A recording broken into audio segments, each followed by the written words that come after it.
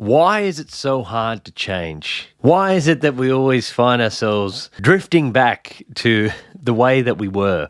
We try to make a change. We do make some change, we put some willpower in, find some structures and systems to try and implement in our lives, and maybe it works for a little while, but we just always find ourselves back in the same place. And I want to introduce a concept that I call the emotional home. Home is an important thing, right? You think about your own home. You're always craving to get back there, really. If you're out in the world, you're out at work, even if you're on holidays, you get homesick. You want to get back. Home is a place that just feels so safe. It feels like where you should be. Creating a home, creating that place is where you can go to sleep, you can feel comfortable. There's so much about home that we need, and we have an emotional place that feels like home. We try and change, we venture out of how we normally are, and then we always find ourselves drifting back home. Unfortunately, these homes that we have inside of us, our emotional home, are not something we consciously, intentionally build. They're accidentally built. A good example is someone who, say, they grow up in a rough household, they grow up in a chaotic, drama-filled home, and then the funny thing is that they generally create these homes for themselves as adults, right? Because weirdly, even though it was chaotic and it was negative, but it's also home. It's also what feels normal and natural, and it feels unfamiliar and weird if it's not a little bit like that. That's when that person is feeling safe and that everything is fine, it actually feels weird. You might know someone like this. You might even recognize it within yourself. There's something unsettling about things being too normal, and this is a challenge, and this is the constant challenge, to be able to create and renovate your emotional home. If you've got an emotional home that has been built that is not serving you, and it's not something you've constantly drawn back to behaviours and ways of being and emotional patterns that are not serving you and are not serving the things that you want more, like to lose weight, to create better relationships. Certain relationships, a relationship has to be a certain way to feel familiar. We're drawn to familiar because it's safe. So it's safe in a weird way. It feels safe because it's familiar.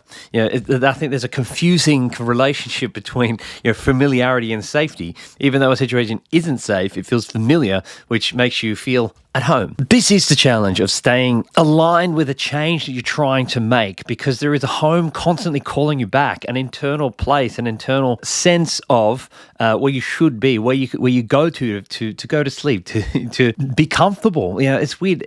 Some people are comfortable in chaos because that's their home. So someone who hasn't grown up that way, those kind of things are going to feel very, very unfamiliar and very unattractive. So, unfortunately, these homes are built just through just the presence of these things in our lives, because they're familiar. Familiar is the thing here. So if you spend enough time with certain emotional patterns, with certain emotions, in certain places, they become home. You have to stay in a place long enough. I mean, if we're going to change our habits, change the ways that we are, we're going to have to stay in that place for long enough for it to become who we are, for that to become home. People move homes, people move houses, and at first it feels unfamiliar, and then it takes some time for it to feel like home. And this is even more true in the internal space, and unfortunately you can't just move homes internally. Our only option is to renovate our emotional home, to go and create somewhere inside of us that we're happy to live. Just because something's home doesn't mean you're happy to be there, but it still calls you back. Renovation is not a quick task. It's not an easy task, but if we want to enjoy our home, if we want to live in a good place, if we want to hold on to the things that we're trying to change and create in our lives, this is really where the stickiness of any of these things is going to happen, is in making it part of your emotional home, renovating that place. Because if it's not something that you've gone in there and renovated that subconscious architecture of your home, then it just will not stick, because you're always pulled back to what feels like home. Part of your emotional home is your emotional regulation strategy. What do you do when you're feeling bad and stressed, or when things are not going well? What's your default response? What do you default to? And a lot of the time, food is that thing for people. You know, it creates a feeling of comfort. It's emotional regulation. This is why even when people get on the GLP-1s, the Ozempics and the Wegovy's and the retatrutides, the people will be on these drugs.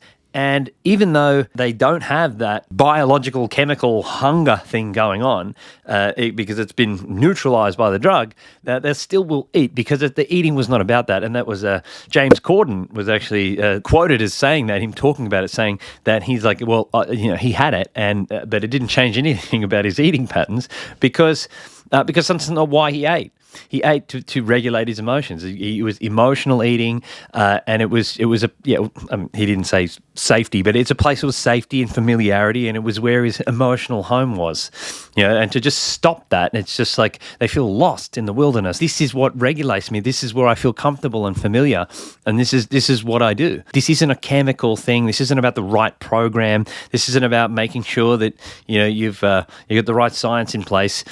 This is a psychological, emotional thing. This is about getting into the deep underpinnings of your subconscious emotional home and working on that, which is a much more ambiguous thing. It isn't hard and fast. Obviously all the calories and the science is all true, but ignoring the emotional home and ignoring the project of renovating that and concentrating on that means you're always just going to be drawn back to those behaviors when you don't look at them, bring awareness to them, and put your efforts into shifting them and changing them, because that's the thing that's going to make the difference in the long term, because you're always going to be drawn back to home. There's also your relationship with food, and there's your relationship with the change process itself. And so those two I'm not going to go into now, but I am writing a book about it. Stay tuned for that. We'll go into that more, and maybe we'll do some more videos on that as well, on your relationship with food and your relationship with change. And those are things that are going to come into play when you're trying to evolve and renovate your emotional home. I hope that helped give some insight into what it is that keeps bringing us back to these behaviors we may want to move on from, and it gives you some insight into what it is you can do to get yourself to the next level, finally make those differences stick. And if that helped you, share it with a friend, subscribe, and I'll see you next time.